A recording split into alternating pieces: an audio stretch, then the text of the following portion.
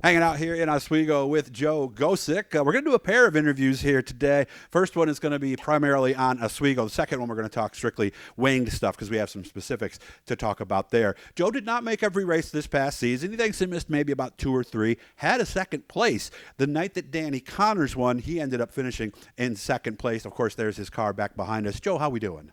I'm doing great. Yep. Off season, a lot of other things going on at this time of the year, but yeah, everything's good. Working a lot?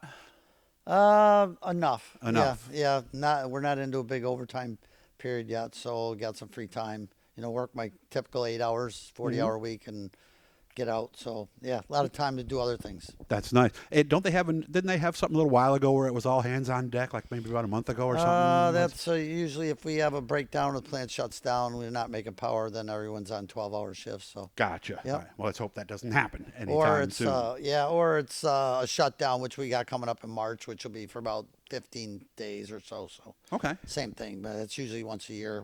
Unit 1 or unit 2 goes down. So yeah. Okay. And if you want to know about energy and how electricity is made, we're not going to do that today. But talk to somebody who works at 9 Mile. They will open your eyes on the realities of generating electric power. So how was the past season? You're 68 years old. Been doing this since 1980. How was the past season? Probably not one of our better ones. No? We were hoping to be a little more competitive. We had found some things during the winter that I thought would make the car a little better. That was maybe holding it back, but we just struggled for speed and consistency.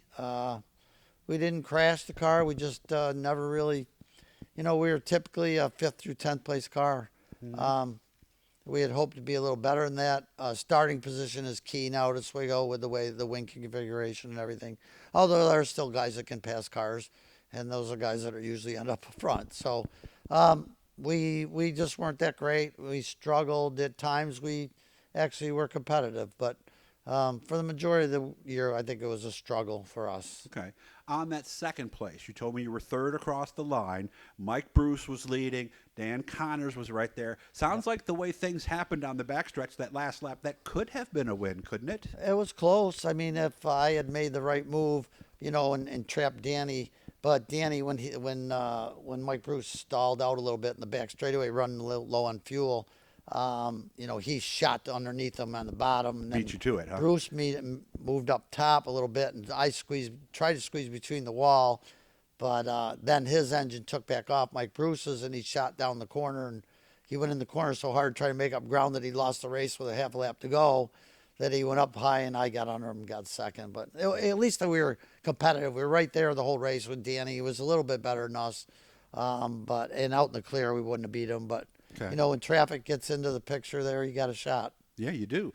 You look at lap times. Are you close? Are you where everybody else is? Not really. I think we're, average probably 3-4 tenths off the pace of the top 5 cars. Okay. Yeah, so, where you find that speed, I don't know. Okay. We search every week trying to find a little bit better this and that, and something that's consistent that you really don't have to look for that. You can race and you got a top 5 car or whatever. But and I look back at really good seasons we had, week in and week out. We had a car that was that was competitive for a top 5. But we've lost a little bit of that, I think, over the years. Okay. A lot was made about the changes in the off season, the right front tire change, the wing angle change, and of course the Wicker Bill. How big of an effect was that as you drove the car last year compared to the year before? I don't think it was as big as we thought. Yeah? I think getting used to that right front tire, it had a lot more grip, a lot bigger tire up there. So that was better. That was better as far as turning the car, but now you got to keep the car underneath you in the rear. Once that's digging in, the rear doesn't want to stay behind the you. wing So took a little bit of now that you've away. got to take downforce out of the front or whatever, Okay. or gain in the rear, or whatever you can do. So the balance was definitely affected. The speeds did slow down. Yeah. I think that was their priority. I think was the Speedway was to slow the cars down a little bit and try to get everybody closer together. And I actually think it did work to their advantage a little bit. Yeah. Yeah. We don't need to be going that fast. It's hard to race going that fast. Everybody drives down the corner, as hard as you can, and to drive around somebody is like you'd have to drive through the wall to try to do it. So, Okay. but there's still guys that had the advantage and can outhandle people to get to the front. Well, I think it's just like any form of racing. Faster lap times usually does not make for better racing, right? Right. You get the way it looks.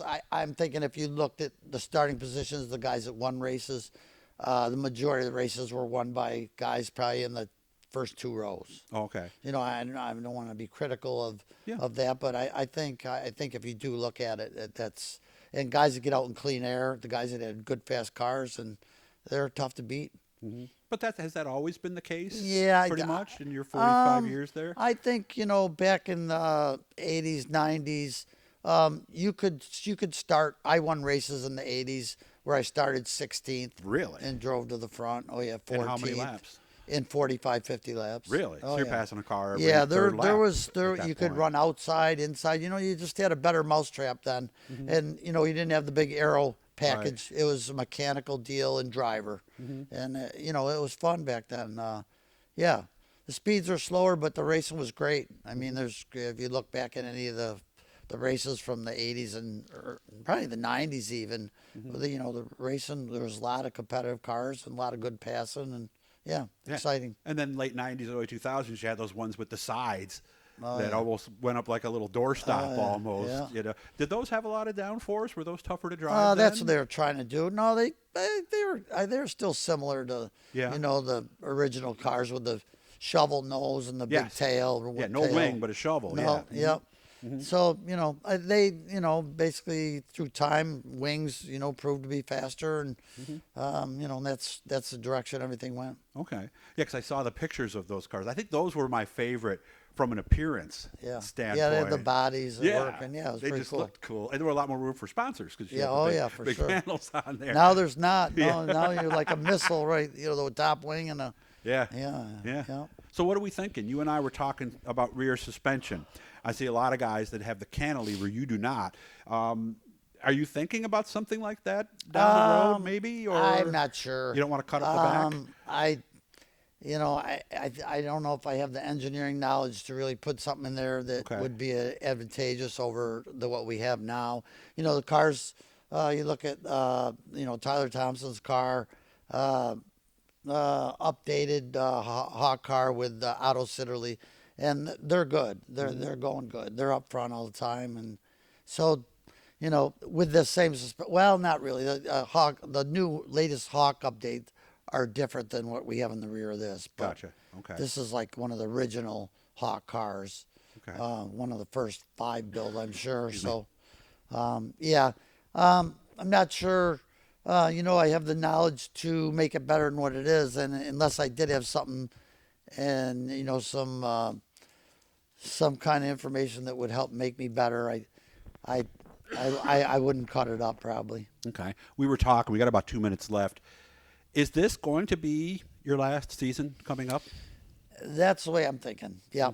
I hate to put a amount of races that I'm gonna participate in, but I'm thinking maybe a handful of races or whatever, and I'm not sure. Not a full season. I don't believe I'll run every show this year. Yeah, I think we're winding down, and unfortunately, I think I can do without it. I'm thinking that after all these years, I've had my fill. I have no regrets whatsoever. So many great people, so many places traveling, the support, just everything, sponsorship. I'm thinking that at some point you got to call it quits, and I think there's a lot going on outside of racing for me now, and I think we can pursue some of that. So I'm not saying how many times I'll run, but I think this will be it. We'll run, at least a handful of shows. Okay.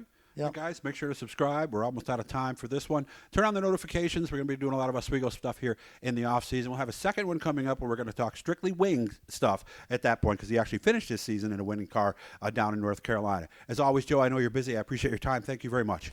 You're welcome.